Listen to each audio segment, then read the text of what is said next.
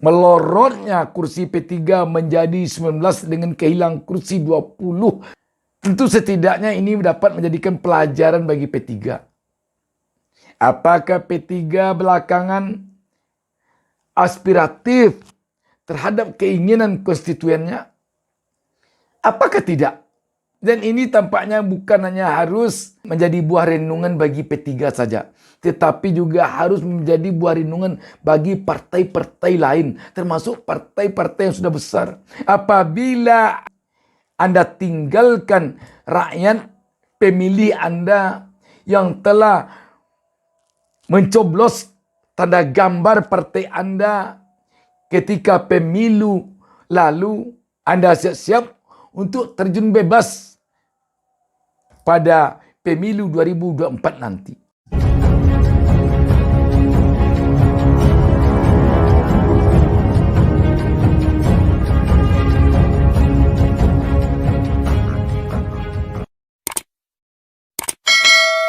Assalamualaikum warahmatullahi wabarakatuh. Kembali kita berjumpa dalam kesempatan ini. Saya Bustami Narda lagi-lagi mendoakan kepada Allah Subhanahu wa taala, Tuhan Yang Maha Esa. Semoga seluruh pemirsa channel YouTube Bustami Narda Official ini diberikan petunjuk oleh Allah ke jalan yang benar, dan semoga kita diberikannya keberkahan kepada kehidupan kita. Sahabat BN, dunia politik memang dunia yang sulit meramalkannya. Maka banyak orang mengatakan dunia politik itu adalah dunia abu-abu yang sulit dibaca. Entah dia ini dalam kondisi berwarna hitam ataukah dia dalam kondisi berwarna putih. Apakah dia ini dalam kondisi benar-benar berwarna merah? Apakah ini benar-benar dalam kondisi berwarna kuning? Penuh keabu-abuan, penuh ketidakpastian. Satu yang pasti dalam politik adalah kepentingan. Itu saja. Sekarang kita melihat Partai Persatuan Pembangunan P3 yang berlambang Ka'bah sepertinya tengah berada di ruangan abu-abu yang makin hari semakin sulit kita baca kemana arah dia sebenarnya. Sebab di satu sisi kita melihat sekarang P3 berada di dalam koalisi penguasa. Ada menterinya, ada one team pressnya di lembaga kekuasaan. Namun di sisi lain kita melihat konstituennya, pemilihnya nyaris berada pada sisi di luar kekuasaan. Ketika P3 sekarang ini berada di dalam bingkai yang disebut KIB, Koalisi Indonesia Bersatu, yang di dalamnya ada P3, ada Golkar, ada PAN, yang tampaknya akan menuruti arahan dari pucuk pimpinan penguasa Pak Joko Widodo terhadap siapa yang akan didukung dan diusung oleh P3, PAN dan Golkar ketika nanti akan mencalonkan presiden dan wakil presiden untuk periode 2024-2029.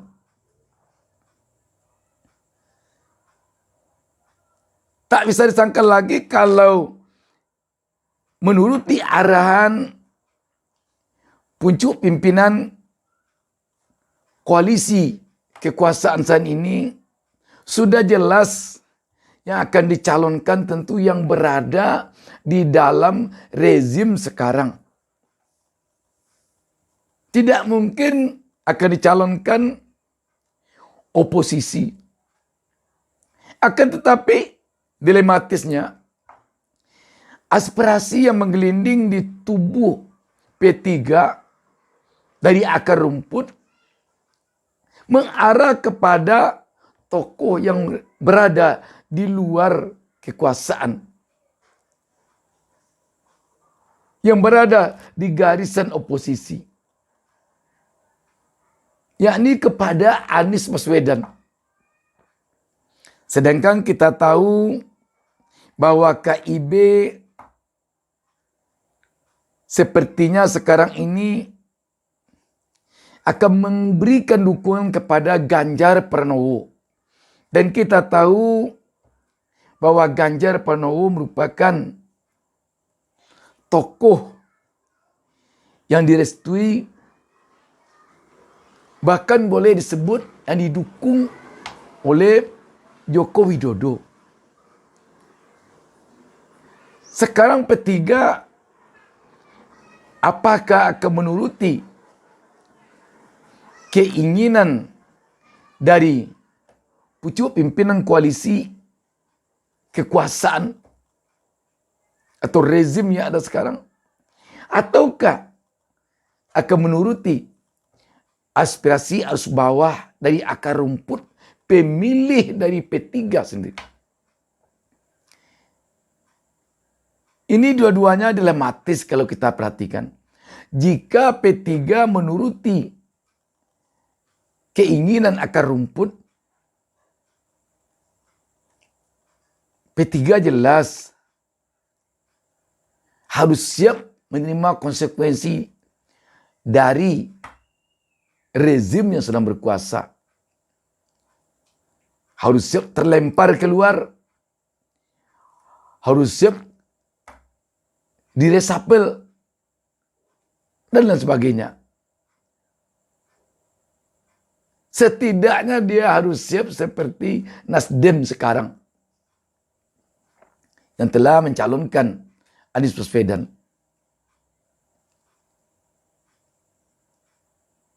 Tetapi kalau P3 menuruti arahan keinginan dari kekuasaan, dia juga harus siap ditinggalkan pemilihnya. Kursi P3 yang sekarang hanya tinggal 19 setelah mengecil-mengecil juga. Maka pada hasil pemilu 2019 lalu, kursi P3 tinggal lagi 19 di DPR RI. Kalau P3 meninggalkan pendukungnya, meninggalkan konstituennya, membelakangi pemilihnya, konsekuensi yang harus dia tanggungkan. Dia harus siap menerima risiko kehilangan kursi. Dan bahkan besar kemungkinan tidak ada lagi nanti pada hasil pemilu 2024 perwakilannya di Senayan.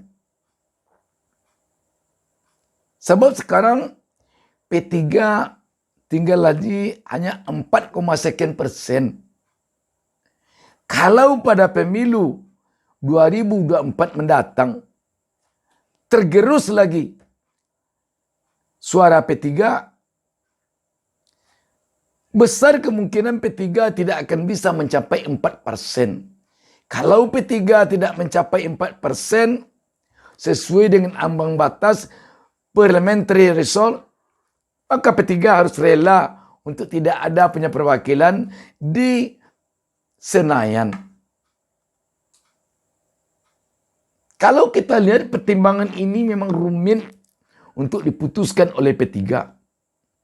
Sebab sampai hari ini P3 ada menteri di kabinet,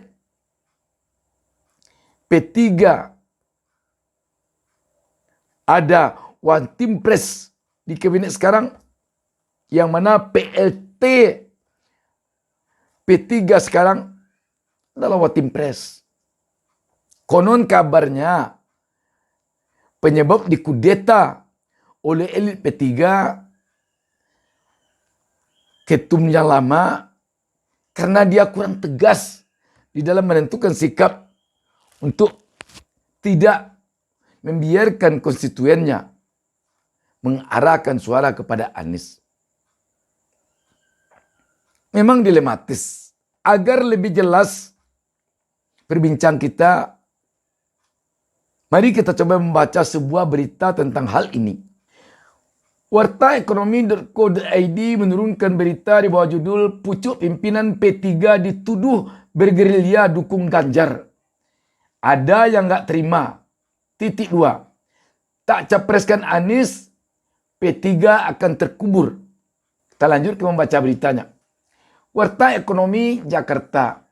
Pengamat politik Tony Rosid menuding PLT Ketua Umum P3 Mardianto berusaha menjauhkan P3 dari Anies Baswedan. Padahal dukungan akar rumput mengarah kepada ex-gubernur DKI Jakarta tersebut. Kisru P3 terus berlanjut. Gara-garanya cuma karena beda dukungan di Pilpres 2024. Pemilih P3 umumnya dukung Anies. Sementara DPP P3 berupaya tidak ke Anies. Suarso Monoarfa, Ketua Umum P3 sebelumnya dianggap tidak tegas untuk halangi dukungan kader P3 ke Anies. Suarso diyakini masih terus mengakomodir aspirasi arus bawah ke Anies. Akibatnya Suarso dikudeta. Mardianto menggantikan Suarso sebagai PLT Ketum P3.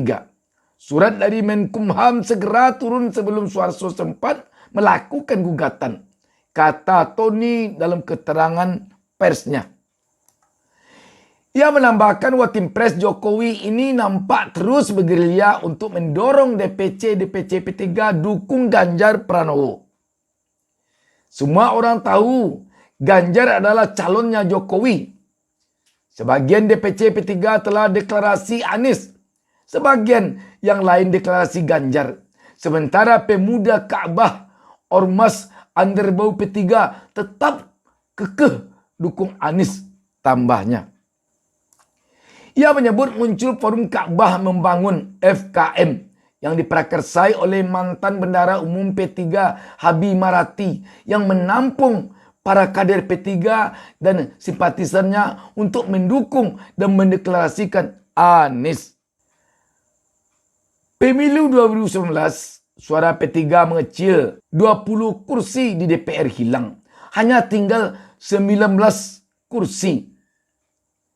Penyebab utamanya karena P3 tidak aspiratif terhadap para kader dan pemilihnya. Hal yang sama sepertinya akan terulang di pemilu 2024. P3 tidak aspiratif terhadap konstituennya. Para analisis politik melihat P3 sedang berjalan ke alam kuburnya. Situasi seperti ini akan menyulitkan P3 untuk recovery. Bahkan bertahan dengan elektabilitas 4,52 saja akan sangat berat, tambahnya. Ia mengingatkan kondisi P3 saat ini lebih parah dari pemilu 2019. Artinya, besar kemungkinan P3 tidak akan memiliki anggota DPR lagi di Senayan pasca 2024. Perolehan suaranya kurang dari 4%. Tidak memenuhi syarat parliamentary threshold. Siapa yang bertanggung jawab dan layak disalahkan? Tentu semua kader akan menyalahkan PLT Ketua Umumnya.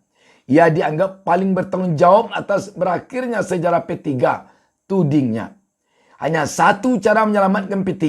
Apa itu? Akomodir aspirasi konstituen yang menginginkan Anies presiden.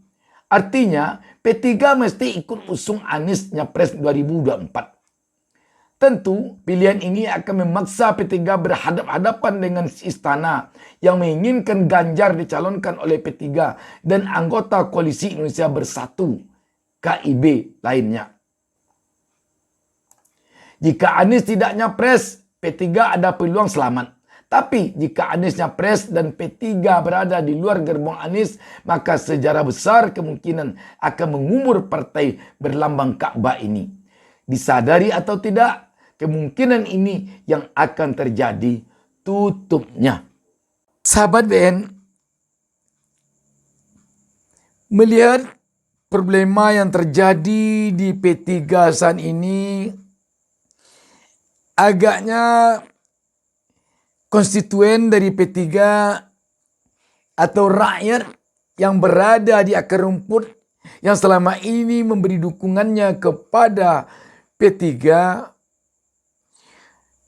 mungkin perlu mengingatkan kepada para petinggi P3 bahwa yang memberikan jabatan kepada para elit P3 terutama yang berada di DPP memang yang dari atas di tempat P3 sekarang berkoalisi.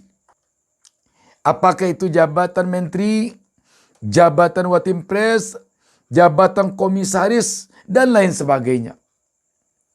Tetapi yang memberikan kursi, yang membuat mereka dapat masuk bergabung ke koalisi kekuasaan itu adalah rakyat biasa yang memberikan suara kepada mereka di TPS ketika berlangsung pemilu. Namun ada kalanya para elit politik kadang-kadang lupa bahwa dia naik karena rakyat di akar rumput. Sehingga ketika dia berada di atas, dia lebih akomodir keinginan yang memberikannya jabatan dibandingkan keinginan yang memberikannya suara. Dan ketika partai membutuhkan suara dalam pemilu, dia ditinggalkan oleh pemilik suara. Dan tidak mustahil ini akan terjadi pada P3. Kalau memang P3 tidak aspiratif terhadap konstituennya yang berada di akar rumput. Jadi sekarang P3 tentu tinggal pilih akan menuruti jalan sesuai dengan yang diinginkan pucuk pimpinan koalisi, ataukah akan menuruti jalan yang diinginkan oleh rakyat biasa, oleh rakyat kecil, oleh rakyat jelata yang berada di akar rumput, yang akan masuk ke TPS pada hari H pemilu tahun 2024 nanti, memberikan suaranya dalam selembar kertas, mencoblos tanda gambar Ka'bah. Tinggal pilih. Orang di luar partai P3 tidak akan bisa memaksa, tidak akan bisa memberikan saran, tidak akan bisa memberikan pendapat yang harus dituruti oleh P3. Yang bisa hanya P3 sendiri.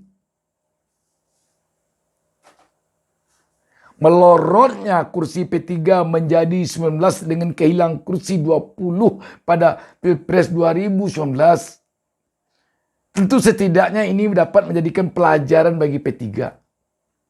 Apakah P3 belakangan aspiratif terhadap keinginan konstituennya? Apakah tidak? Dan ini tampaknya bukan hanya harus menjadi pemikiran, menjadi buah renungan bagi P3 saja, tetapi juga harus menjadi buah renungan bagi partai-partai lain, termasuk partai-partai yang sudah besar. Apabila Anda yang berada di dalam partai, Anda tinggalkan rakyat pemilih Anda yang telah mencoblos tanda gambar partai Anda ketika pemilu lalu, Anda siap-siap untuk terjun bebas pada pemilu 2024 nanti. Demikian saja. Wassalamualaikum warahmatullahi wabarakatuh. Jangan lupa subscribe. Jangan lupa subscribe.